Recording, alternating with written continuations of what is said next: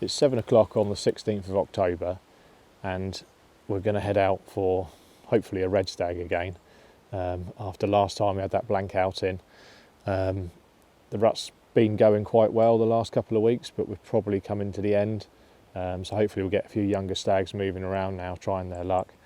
We're going to head down the field here. We've got the wind coming over my right shoulder from behind, so we're going to get down right for that, and then we'll come in on some backfields, have a look, see if there's anything out, and then we'll head into a silver birchwood as it gets light. We've got the new Swarovski TM35 Plus to use, which is their thermal clip-on, so hopefully that will be helpful for us, and hopefully we'll have more luck than last time. Just got to set the brightness of the illuminated reticule before you start, because the problem is if you have it on for like good light, you know, in the middle of the day, and obviously you go out first light, you press the button and it can blind you because it's so bright. So it's always just worth checking the illumination level before you start.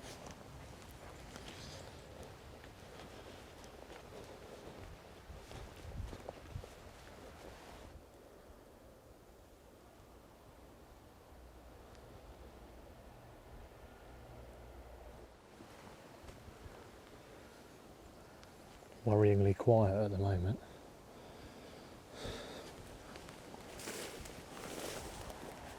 I see a couple of reds just in the edge of the wood there. Maybe 3 of them.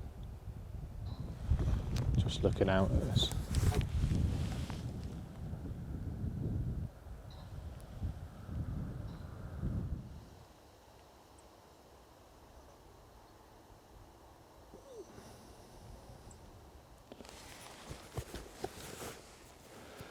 There's a good sized stag. Just come out of the wood. It was the one that I saw with the thermal.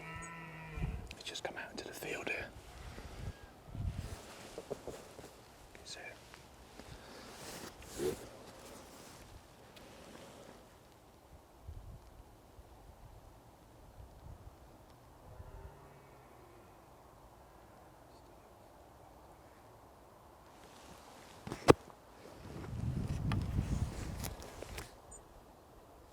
That one's in its prime, so obviously I can't take that.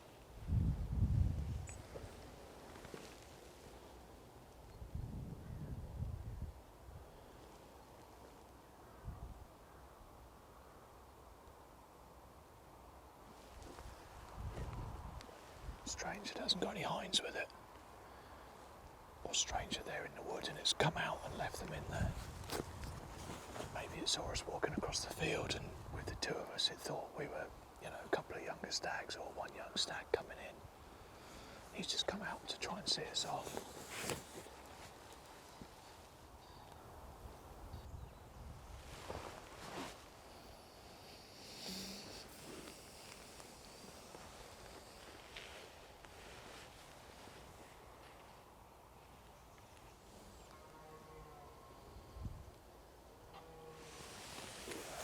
He's wandering away towards the village for some reason. I don't think he's going to find any hinds there, but we'll leave him to it.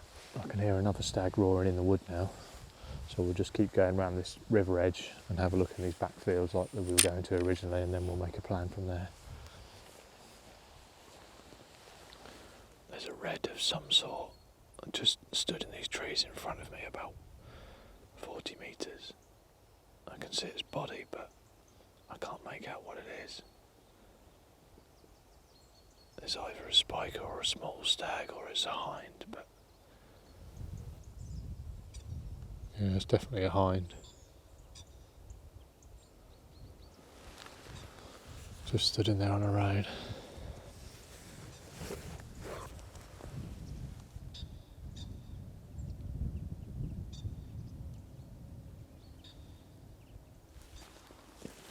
Try and get up to this field without her seeing us, because ideally if we spook her we want her to go to the left rather than run across to the wood where we want to go into.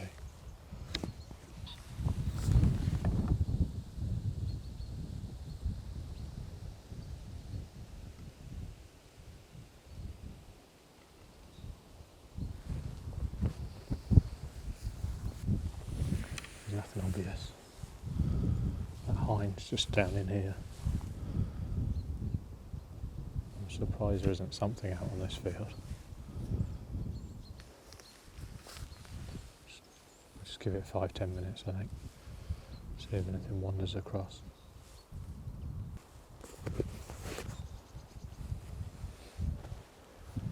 So that's a different one, just come across from the other side of the river.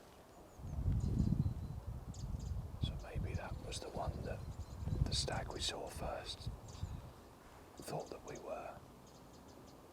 Maybe that's why he came out of the wood. Okay, that's a good stag. Got another few years yet. We just need to find the younger weak ones.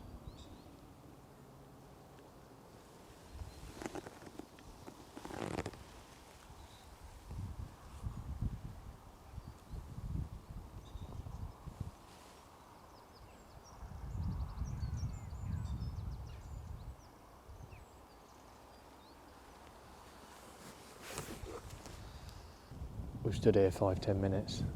Obviously we've seen that other nice stag come in from behind us. He's just going into the corner of the wood over there. So I think we'll just head over and get in this wood and sort of cut him off before he gets, you know, to the area where we're going to stalk through, because it's one less deer to spook for anything in front of us then. There's nothing moving out here, so we'll have to go looking for him.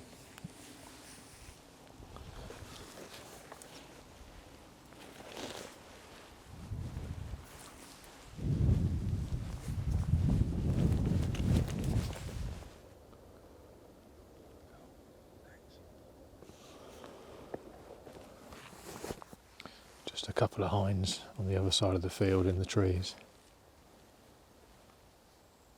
There's got to be something younger about somewhere.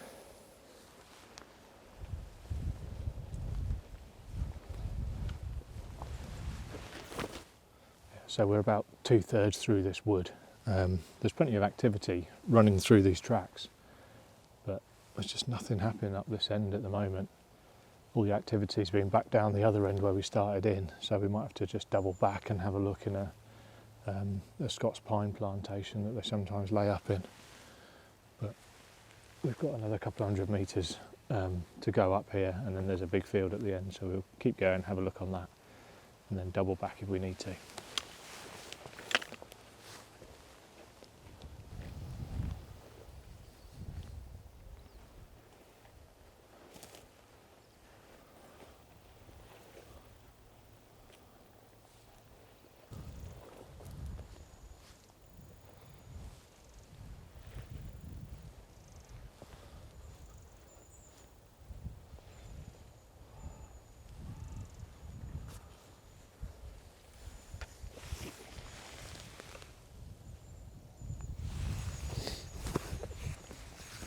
Well, looks like we've started as we finished the last one.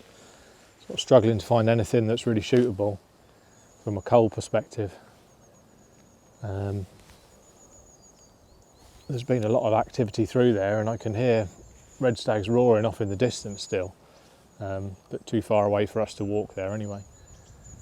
So I think what we'll do is we'll head back in, just use the thermal to move quite quickly back through the wood in the way we came, and then we'll have a look in this Scots pine plantation at the end.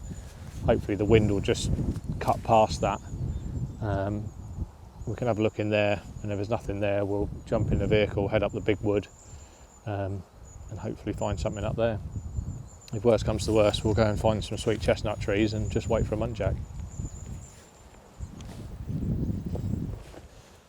Yeah, so we've been using this TM35 Plus thermal this morning. I have to say it's a massive improvement on the original TM35.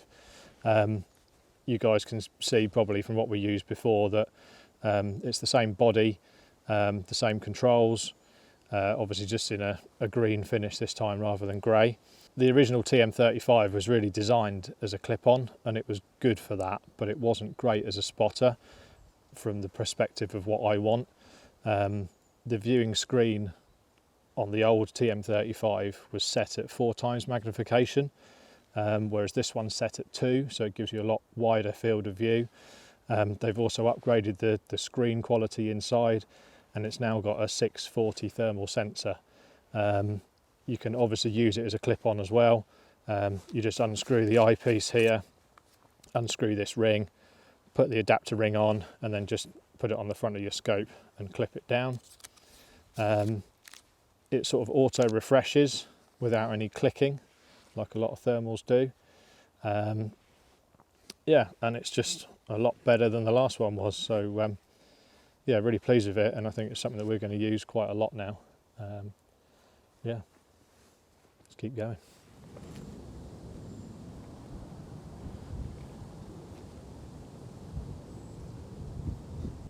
Things are always changing on an estate over the years, and one thing that's changed in this area recently is that the estate have re-fenced this little field that's in the middle of these bits of wood, and obviously they're grazing cattle on here now, so although the deer could jump the fence, it's pretty unlikely that they're going to go in there and feed, so we've just lost another area that we could easily shoot the deer in.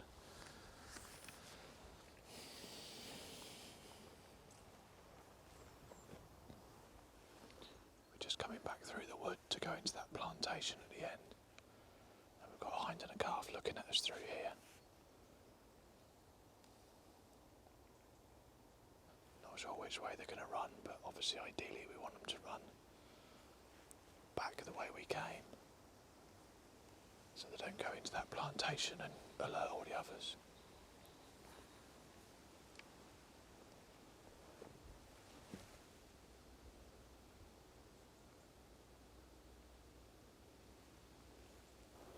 Yeah, so we've come back through the wood.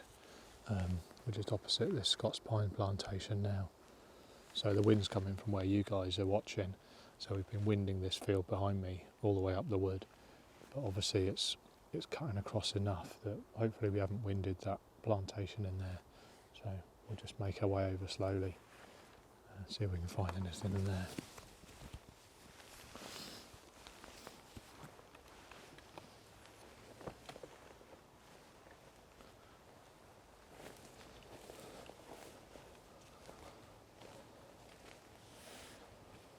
It's a bit like Groundhog Day, this. Just come through that plantation and can't see anything in there. There must be a few about somewhere, but that bracken's still quite high, so maybe they're just laid down and we've walked past them.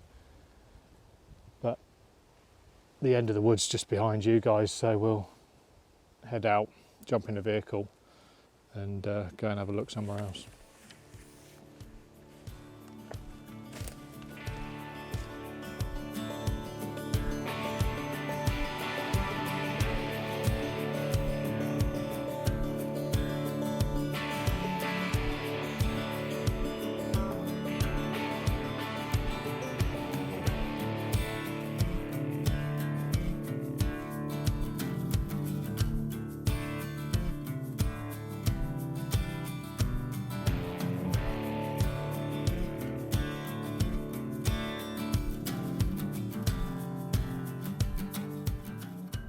Coming to the top end of a big wood.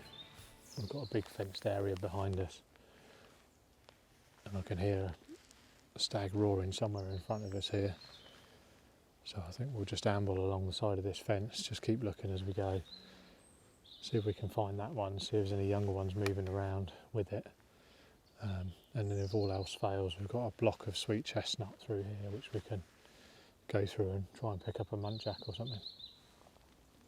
The wind's sort of all over the place. It should be coming from over here in this direction, but as you get in the wood it quite often swings around depending on what the rides are and stuff, so yeah, we'll just try our best and see what happens.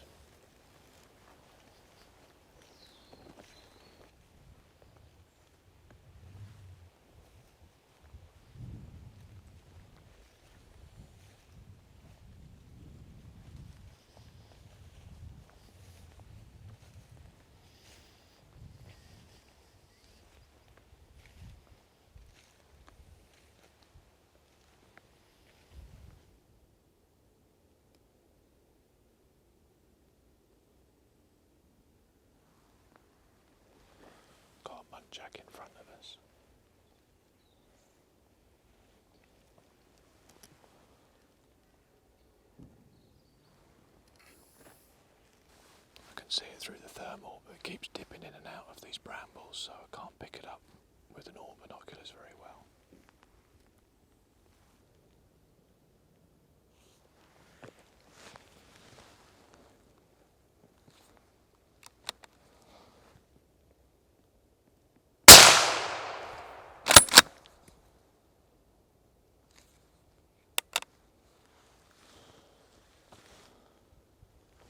Well, just about hear that red stag still roaring in the distance through there. But yeah, there's a muntjac doe who came into some like branchy, brambly bracken bits in front there, and it was just mooching around and just popped its head and neck out. So yeah, I think it's gone down all right. We'll go and have a look.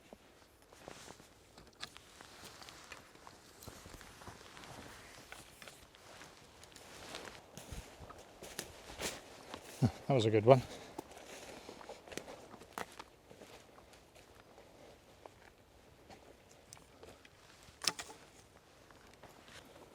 Yeah, so a good size muntjac doe. I just shot it where the neck meets the shoulders, because obviously I've got the 30-06, which is a bit mighty for muntjac. So yeah, it's made a bit of a mess on the other side. Looks like she might be pregnant as well.